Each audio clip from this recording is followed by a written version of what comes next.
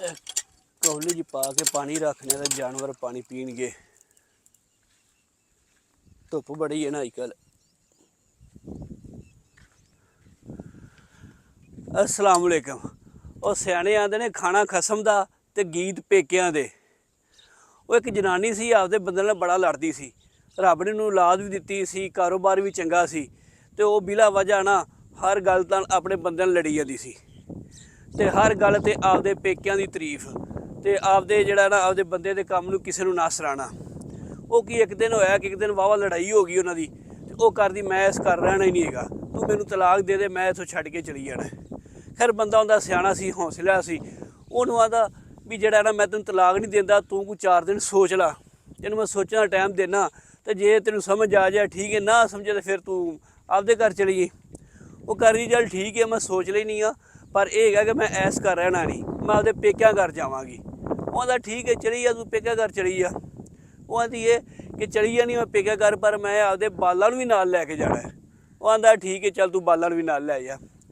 खैर जी वो बालां नाल फड़दी, आदि जुत्ती कपड़ा फड़दी, फड़ के ते बूहे बाहर निकल जाती, तुर पैंदी पेके वाले पासे।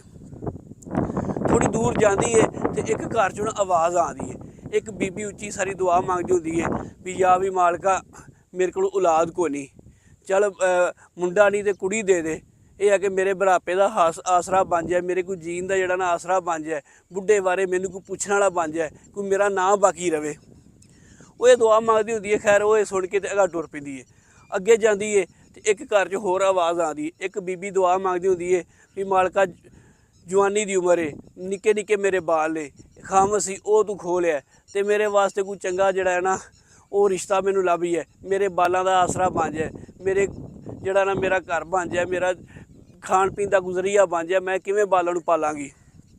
खैर ये भी सुनती है तो अगां टुर पैंदी है। थोड़ी देर अगां जाती है तो अगे एक बीबी होर दुआ मंगदी होंदी है। वो आंदी है भी या मालका भुखे बैठे हैं घर, कारोबार को नहीं, चलो होर नहीं दिहाड़ी दा भाई लभ है, 2-2 3-3 दिन फाके गुजरते हैं, यह है कि चलो सानू कोई कम लभ जाए, साडा कोई कम का जरिया बन जाए, कोई 2 टाइम रोटी तो असीं रज के खा लीए। वो जदों ये सारियां गल्लां सुनदी है ना तो परेशान हो जाती है। वो कोई सोचती है, सोचने तो बाद पिछां टोर आंदी है, आपदे घर आ जाती है, आपदे खामद जड़ा ना उहदे पैरी पै जाती, उहदी मिन्नत तरला करदी भी मैनू माफ़ कर दे। वो आंदा भी होया की है, तू तो गई सी आपदे पेकियां, तू लड़ के गई सी, तू तो तलाक लैनी सी। वो आंदी नहीं, हुण नहीं, मैनू तू माफ़ी दे दे, मेथों गलती हो गई है। वो बंदा उहदा पुछदा है भी तैनूं समझाया किन्ने आ? वो आंदी मैनू किसे नहीं समझाया, मैनू जमाने समझाया है। मैं पहले घर गई हाँ तो उहदे घर औलाद नहीं सी, अगां गई हाँ दूजे घर की आवाज़ सुनीए तो उहदे कोल खामद नहीं सी, ते तीसरे घर की आवाज़ आई है कि साडे कोल कारोबार नहीं, तो मेरे को तो सारा कुछ ही है, साडे कोल औलाद भी है, कारोबार भी है, खामद भी है, तो मैं तो कमली हाँ। तो जड़ा है ना वो इस जो सारिया गल्लां सुना चाहती मैनू माफ़ी दे दे। वह बंदा चलो शुक्र है तेन को ना समझ तो आई है। तो वह गल कहने का मकसद यह है कि कई जेडे ना कई बीबियाँ वो जड़ा थोड़ा जहा कालियां पै जांदियां ने, लेकिन एक जड़ा बंदा हौसले नाल कम लैंदा है, वो जो वेखे आपदे आले दुआले तो वह जी है ना वो फिर जड़ा घर च लड़ाई झगड़ा है ना उहदे तो परहेज़ करे। तो वीडियो मेरी तुहानूं चंगी लगी होवे तो वीडियो नूं लाजमी लाइक कर दे ते अगे शेयर भी कर दिया जे।